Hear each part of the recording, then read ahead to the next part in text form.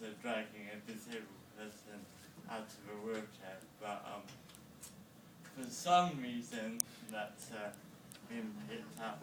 Anyway, that's not what I'm here to talk about today. As we approach Christmas, public holiday, and the time of celebration for people across the country, we must ask ourselves, as we are sitting here today, where is the holiday for the people of Iraq? Where is the holiday for the people of Pakistan, the people of Afghanistan, and the people of Palestine? But there are plenty of school holidays in those countries. There were no lessons in Gaza during Operation Cast Lead, when their universities and classrooms were bombed by Israeli F-16s, or when the UN school was hit with white phosphorus. There were no lessons for girls in Afghanistan, not under the Taliban we are claiming to be fighting against, nor under the corrupt Northern Alliance we have installed in their place. In Fallujah, in Iraq, on April 28, 2004, a crowd of 200 Iraqis gathered outside the secondary school that had been converted into a military base, defying a curfew imposed on the town by the American army and demanding that the school was reopened. American soldiers responded by opening fire on the crowd. Millions more across the globe have no education to have a holiday from. In 1948, 750,000 Palestinians were driven from their homes in what is now referred to as a Nakba, or the catastrophe. But something else happened that year.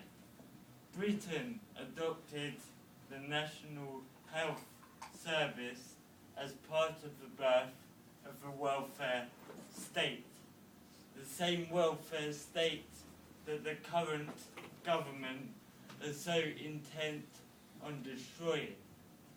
However, just as the apartheid state of Israel, from its birth, tried to portray itself as a socialist state, ignoring the fact that the land they were socializing belonged to someone else, the welfare state we began to enjoy did not include the welfare of the people living in the Great British Empire, and people from Sierra Leone to Iran continued to have their countries raped of their natural resources so that we could live in comfort. There is a reason why, if you travel to many of these countries today, it is cheaper to buy a gun than to buy a book. There is a reason why in Palestine, during the Intifada, the Israeli army took over universities and turned them into detention centers and set up checkpoints to prevent students from attending their lectures for months on end.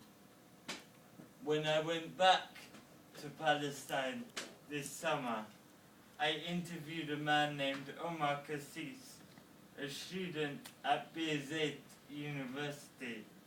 1 week after the interview, he was arrested and imprisoned by the Israeli army, charged with belonging to an illegal student society. Ironically enough, a society probably holding similar principles to the society that organised the meeting we are now sitting in.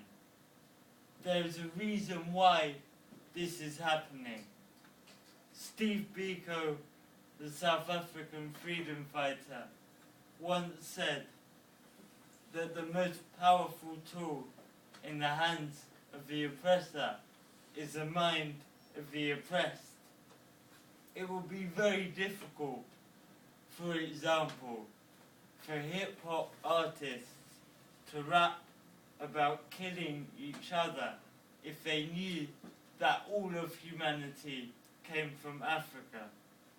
In the same way, it would be extremely difficult for anyone to believe the Zionist version of the history of the state of Israel if they knew the details of the ethnic cleansing that preceded that nation's birth.